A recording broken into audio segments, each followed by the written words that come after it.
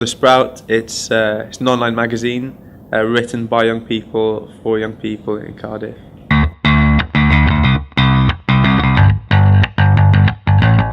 The Sprout has news, reviews, creative writing opportunities. We have multimedia stuff like videos, audio. Links to helpful organisations and information. All the latest events for young people in the city.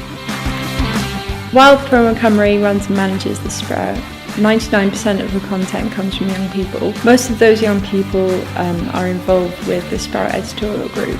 The group meets once a month to discuss the direction that the site's heading in and how they want the Sprout to grow. We discuss what's been going on with the Sprout, what's getting views and what can be improved. Experience gained by writing for young people, and also the achievement of seeing your articles go out to an audience of thousands of people. I think it's really rewarding. It takes just 2 minutes to register and then you can start to submit your stuff on the site. Young people can submit content to the Sprout about absolutely anything they are passionate about or what affects them. I'm a really big fan of Akala. I spoke to the Sprout and we managed to arrange some tickets. The opportunities are limitless.